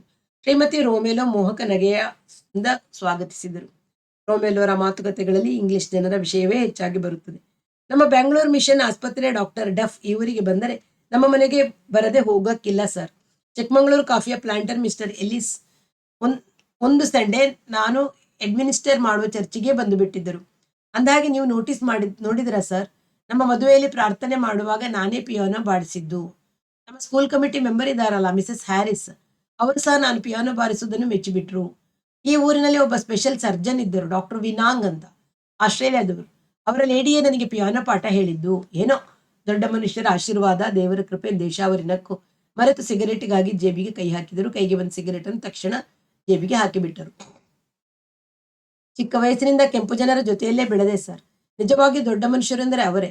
ಚರ್ಚಿನಲ್ಲಿ ಸಂಡೇ ಸರ್ವಿಸ್ ಅಡ್ಮಿನಿಸ್ಟರ್ ಮಾಡೋದ್ರಲ್ಲಿಯೂ ಅಷ್ಟೇ. ಅವರ ಮುಂದೆ ನಾವೆಲ್ಲಿ? ಅವರ ಸರ್ಕಾರದ ಮುಂದೆ ಈಗ ಮಾಡ್ತಿರೋ ಕರಿಜನರ ಸರ್ಕಾರ ಎಲ್ಲಿ ಸಾರ್? ರೊಮೇಲೋರ ಪತ್ನಿ ಜಾಣೆ ಹೆಂಗಸು. ಗಂಡನಂತೆ ಒಂದೇ ಸವನೆ ಕೆಂಪು ಜನಗಳ ಹೊಗಳಿಕೆಯಲ್ಲಿ ತೊಡಗುವುದಿಲ್ಲ. ಹೆಚ್ಚು ಮಾತನಾಡದೆ ಕೇವಲ ಮುಗುಳ್ನಗೆಯಿಂದ ಅತಿಥಿಗಳ ಮನಸ್ಸನ್ನು ಸಂತೋಷಪಡಿಸುತ್ತಾರೆ. ರೊಮೇಲೋ ನಾನು ಕುಳಿತಿದ್ದ ಕುರ್ಚಿಯ ಪಕ್ಕ ಕುಳಿತು ಬಗ್ಗಿ ನಿಂತು, ಒಂದು ವಿಷಯ ನೋಡಿ ಸರ್, ನೀವು ಈಗ ನಮ್ಮ ಮೇಲಿನ ಅಧಿಕಾರಿಗಳು ಅಂತ ಹೇಳ್ತೀನಿ. ನಮ್ಮ ಹೈಸ್ಕೂಲ್ನ ಆಡಳಿತ ಈಗ 6 ವರ್ಷಗಳಿಂದ ಸ್ವಲ್ಪವೂ ಚೆನ್ನಾಗಿಲ್ಲ. ನೀವು ಬಂದ ಮೇಲೆ ಮೊದಲಿನಂತೆ ದೇವರಿಗೆ ತೃಪ್ತಿ ಆಗುವ ಹಾಗೆ ನಡಿಬೇಕು ಎಂದರು. ಅಂದರೆ ಹೇಗೆ? ನೀವು ಬರೋ ಮೊದಲು ಆಕ್ಟಿಂಗ್ ಪ್ರಿನ್ಸಿಪಾಲ್ ಆಗಿದ್ರಲ್ಲ ಮಿಸ್ಟರ್ ಥಾಮಸ್. ಅಫ್ಕೋರ್ಸ್ ನಾನು ಥಾಮಸ್ ತುಂಬಾ ಸ್ನೇಹಿತರು ಅನ್ನಿ, ಆದರೆ ದೇವರ ಕೆಲಸದಲ್ಲಿ ಸ್ನೇಹ ಮುಖ್ಯವಾಗುವುದಿಲ್ಲ. ಮೊದಲ ಸ್ಕೂಲ್ ಶುರುವಾಗುವ ಮುಂಚೆ ಎಲ್ಲ ಹುಡುಗರು ಸ್ಕೂಲಿನಲ್ಲಿ ಕಾಂಪೌಂಡ್ನಲ್ಲಿ ಪ್ರೇಯರ್ ಮಾಡಬೇಕಿತ್ತು. ಪವಿತ್ರ ಬೈಬಲ್ನ ಕೆಲವು ವಾಕ್ಯಗಳನ್ನು ಸ್ವತಃ ಪ್ರಿನ್ಸಿಪಾಲರೇ ಹೇಳಿಕೊಡುವುದು ರೂಢಿ ಇತ್ತು. ಪ್ರಾರ್ಥನೆಗೆ ಬರದ ಹುಡುಗನಿಗೆ ಅಟೆಂಡೆನ್ಸ್ ಕೊಡುತ್ತಿರಲಿಲ್ಲ. ಈಗ 4 ವರ್ಷದಲ್ಲಿ ಹಿಂದೂ ಹುಡುಗರೆಲ್ಲ ಸೇರಿ ಪ್ರಾರ್ಥನೆಗೆ ಬೇಕಾದರೆ ಬೇರೆ ಯಾವುದಾದ್ರೂ ಹಾಡನ್ನು ಹಾಡಿ ನಿಮ್ಮ ಬೈಬಲನ್ನು ಕಡ್ಡಾಯವಾಗಿ ನಮ್ಮ ಕೈಲಿ ಹೇಳಿಸಕೂಡದು, ನಾವು ಜನಗಣಮನ ಮಾಡಿ ಹೇಳಿ ಹೊರಟು ಹೋಗ್ತೇವೆ ಅಂತ ಸ್ಟ್ರೈಕ್ ಮಾಡಿದರು. ಆಗ ಬೆಪ್ಪ ಥಾಮಸ್ ಹುಡುಗರ ಬೆದರಿಕೆಗೆ ಹೆದರಿ ಕ್ರಿಶ್ಚಿಯನ್ ಅಲ್ಲದ ಹುಡುಗರು ತಮಗೆ ಇಷ್ಟವಿಲ್ಲದ ಪ್ರಾರ್ಥನೆಗೆ ಬರಬೇಕಾಗಿಲ್ಲ ಅಂತ ಆರ್ಡರ್ ಮಾಡಿದರು. ಹೀಗೆ ಮಾಡಿದರೆ ದೇವರು ಮೆಚ್ಚುತ್ತಾನೆಯೇ ಸರ್? ಸರಿ, ಮುಂದೆ ಆದದ್ದೇನು? ಈ ವಿಷಯ ಬಿಷಪ್ಪರಿಗೂ ತಿಳಿಯಿತು. ಆದರೆ ಒಂದ್ಸಲ ಹುಡುಗರ ಬೆದರಿಕೆಗೆ ಬಗ್ಗೆ ನಡೆದ ಮೇಲೆ ಎಲ್ಲರೂ ಕಡ್ಡಾಯವಾಗಿ ಪ್ರಾರ್ಥನೆಗೆ ಬರಬೇಕು ಅಂತ ಆರ್ಡರ್ ಮಾಡಿದರೂ ಬಲವಾಗಿ ವಿರೋಧಿಸ್ತಾರೆ. ಥಾಮಸ್ ಪ್ರಯೋಜನವಿಲ್ಲದವರು ಅಂತ ಬಿಷಪ್ರು ತಿಳ್ಕೊಂಡಿದ್ದಾರೆ. ಅಫ್ಕೋರ್ಸ್ ಥಾಮಸ್ ನನಗೆ ಸ್ನೇಹಿತರು, ಆದರೂ ಸುಮ್ಮನೆ ನಿಮಗೆ ವಿಷಯ ತಿಳಿಸಿದೆ. ಬಿಷಪ್ ಅವರು ನಿಮ್ಗೆ ಈ ಸಂಗತಿ ಹೇಳಿರ್ಬೋದು. ಇಲ್ಲ, ಹೇಳ್ತಾರೆ. ನಿಮ್ಮ ಕಾಲದಲ್ಲಾದರೂ ಕಂಪಲ್ಸರಿ ಪ್ರೇಯರ್ನ ಪದ್ಧತಿ ಮತ್ತೆ ಬರಬೇಕು. ಹಾಸ್ಟೆಲ್ನ ಊಟ, ತಿಂಡಿ ಮತ್ತು ಶಿಸ್ತಿನ ವಿಷಯವಾಗಿ ನಾನು ವಿಚಾರಿಸಿದೆ. ಎಲ್ಲ ಹುಡುಗರು ಬೆಳಿಗ್ಗೆ 5 ಗಂಟೆಗೆ ಏಳಬೇಕು. ಮುಖ ತೊಳೆದ ತಕ್ಷಣ ಬೈಬಲ್ನಿಂದ ಪ್ರಾರ್ಥನೆ, ನಂತರ ಅಮೆರಿಕಾದ ಹಾಲಿನ ಪುಡಿಯಿಂದ ತಯಾರಿಸಿದ 1 ಲೋಟ ಹಾಲು ಪ್ರತಿಯೊಬ್ಬನಿಗೂ ಸಿಕ್ಕುತ್ತದೆ. 9:30 ಗಂಟೆಗೆ ಅನ್ನ, ಸಾರು, ರಾಗಿಯ ಹಿಟ್ಟಿನ ಊಟ, 1:30 ಗಂಟೆಗೆ ಸ್ವಲ್ಪ ತಿಂಡಿ, ರಾತ್ರಿಯ ಊಟ, ಪ್ರಾರ್ಥನೆ. ಹುಡುಗರು ಡಿಸಿಪ್ಲಿನಿಂದ ನಡೆಯುವಾಗೆ ನಾನು ನೋಡ್ಕೋತಿದ್ದೀನಿ ಸರ್. ನಾನು ಕೆಂಪು ಜನರ ಕೈಗೆ ತಯಾರಾದನು. ಅವರಿಗೆ ತಂದೆಯಾಗಿ ಇದ್ದೀನಿ. ನನ್ನ ಮಿಸೆಸ್ ತಾಯಿಯಾಗಿ ಇದ್ದಾರೆ. ಮಾತು ಹೇಳಿದಾಗ ರೊಮೆಲೋರ ಪತ್ನಿ ನನ್ನ ಕಡೆಗೆ ಮುಗುಳ್ನಕ್ಕರು. ಅಂದ ಹಾಗೆ ಸರ್, ನಾನು ಟೆಸ್ಟ್ ಮಾಡಿದ್ದೀನಿ. ಅಮೆರಿಕಾದ ಪುಡಿಯ ಹಾಲಿನ ಸಮಾನ ನಾವು ಎದುರಿಗೆ ನಿಂತು ಕರೆಸಿದ ಹಸುವಿನ ಹಾಲು ಇರೋದಿಲ್ಲ. ಎಷ್ಟಾದರೂ ಅವರು ತಯಾರಿಸಿದ್ದಲ್ಲವೇ? ನಾನು ಮನೆಗೆ ಹೊರಟಾಗ ಅವರ ಪತ್ನಿ ಅರ್ಧ ಬೀದಿಯವರೆಗೂ ಬಂದು ನನ್ನನ್ನು ಕಳಿಸಿದರು. ರೊಮೆಲೋ ಮನೆಯವರೆಗೂ ಬಂದಿದ್ದರು. ಅವರ ವಿಷಯದಲ್ಲಿ ಲಿಲ್ಲಿಯ ಸಂಗಡ ಮಾತನಾಡಿದಾಗ ಅವಳು, ನನಗೆ ಆ ಮನುಷ್ಯನ ನೆರಳು ಕಂಡ್ರೂ ಆಗಲ್ಲ ಅಂದ್ಲು. ಯಾಕೆ? ಒಂದು ಸಲ, ಆಗ ನಾನಿನ್ನು ಚಿಕ್ಕ ಹುಡುಗಿ, ಅವನು ಚರ್ಚಿನಲ್ಲಿ ಪಾಸ್ಚರ್ ಆಗಿರಲಿಲ್ಲ. ನಾನು ಹೋಗಿ ಚರ್ಚಿನಲ್ಲಿದ್ದ ತಬಲಾ ಮುಟ್ಟಿದೆ. ಅವನು ಬಂದು ನನ್ನ ಕೈ ಮೇಲೆ ಜೋರಾಗಿ ಇಟ್ಟು ಹೊಡೆದು ಬಿಟ್ಟ. ಆಗ ಹತ್ತಿರ ಇದ್ದ ಯಾರೋ ಈ ಹುಡುಗಿ ತಮ್ಮಯ್ಯನವರ ಮಗಳು ಅಂದ್ರು. ತಕ್ಷಣ ನನ್ನನ್ನು ಎತ್ಕೊಂಡು ಸಮಾಧಾನ ಮಾಡಿದ ಅಂತ. ಶುದ್ಧ ಕಪಟಿ. ನಿನಗೆ ಏಟ್ಕೊಟ್ಟ ಅಂತ ಹಾಗೆ ಹೇಳ್ತೀಯಾ? ಹಾಗೇನು ಇಲ್ಲ, ಅವನ ಸ್ವಭಾವವೇ ಹಾಗೆ. ರಾಮಯ್ಯ ಅಂತ ಅವನ ಹೆಸರು. ಮೊದಲು ಹಿಂದೂ, ಅದು ಹೇಗೋ ಒಬ್ಬ ಯುರೋಪಿಯನ್ ಮನೆಯಲ್ಲಿ ಜವಾನ್ನಾಗಿ ಸೇರಿದ್ನಂತೆ. ಅಲ್ಲಿ ಕನ್ವರ್ಟ್ ಆದ. ಅದು ಇದು ಚರ್ಚಿನ ಕೆಲಸ ಮಾಡ್ತಿದ್ದ. ಆಮೇಲೆ ಅವನ ಹೆಂಡತಿ, ನೀವು ಹೇಳಿದ್ರಲ್ಲ ನರ್ಸ್, ಆಕೆನ ಮದುವೆಯಾದ. ಆಕೆಯು ಹಿಂದುವಂತೆ. ಮೊದಲು ಮದುವೆಯಾಗಿ ಗಂಡ ಸತ್ತು ಹೋಗಿದ್ದನಂತೆ. ಆ ಊರಿನಲ್ಲಿ ಅವಳ ಮೇಲೆ ಅದೇನೋ ತುಂಬಾ ಗಲಾಟೆ ಆಯ್ತಂತೆ. ತುಮಕೂರಿಗೆ ಓಡಿ ಹೋಗಿ ಅಲ್ಲಿ ಮಿಡ್ವೈಫ್ ಆದಳಂತೆ. ಹೇಗೋ ಮೈಸೂರಿಗೆ ಬಂದಳು. ಇಲ್ಲಿ ಕನ್ವರ್ಟ್ ಆಗಿ ಈ ರಾಮಯ್ಯನ ಮದುವೆ ಮಾಡ್ಕೊಂಡ್ಳು. ತುಂಬಾ ಬುದ್ಧಿವಂತ ದಂಪತಿಗಳು. ಬಿಷಪ್ಪರಿಗೆ ಅಚ್ಚುಮೆಚ್ಚು. ಸುಖವಾಗಿ ತಮ್ಮ ಮಕ್ಕಳನ್ನು ಒಂದು ಸ್ಥಿತಿಗೆ ತಂದಿದ್ದಾರೆ. ಮೇಲಿನ ಅಧಿಕಾರಿಗಳಿಗೆ ಬೇಗ ಬೇಕಾದವರು ಆಗ್ಬಿಡ್ತಾರೆ. ನಾನು ಸುಮ್ಮನಿದ್ದೆ. ನೀವು ಮತ್ತೆ ಅವರ ಮನೆಗೆ ಹೋಗಕೂಡದು ಎಂದಳು. ಯಾಕಾದರೂ ಆಗಲಿ, ಇದೊಂದು ವಿಷಯದಲ್ಲಿ ಮಾತ್ರ ನಾನು ಹೇಳಿದಂತೆ ಕೇಳಬೇಕು. ನಾನು ಲಿಲ್ಲಿಯ ಮುಖವನ್ನು ನೋಡಿದೆ. ವ್ಯಗ್ರಳಾಗಿ ನನ್ನನ್ನೇ ದಿಟ್ಟಿಸಿ ನೋಡುತ್ತಿದ್ದಳು. ಒಂದು ನಿಮಿಷದ ನಂತರ ನಾಚಿ ಮುಖವನ್ನು ಬಗ್ಗಿಸಿ ಹೇಳಿದಳು, ನಿಮಗೆ ಬುದ್ಧಿ ಮುಂಡು. ಕೆಲವು ವಿಷಯದಲ್ಲಿ ಸುಮ್ಮನೆ ನಾನು ಹೇಳಿದಂತೆ ಕೇಳಬೇಕು. ಮುಂದಿನ ಭಾಗವನ್ನು ಮತ್ತೆ ಕೇಳೋಣ. ಅಲ್ಲಿವರೆಗೆ ಎಲ್ಲರಿಗೂ ನಮಸ್ಕಾರ. ವಾಸವಿ ಸಾಹಿತ್ಯ ಕಲಾವೇದಿಕೆ ಸುಳ್ಯ.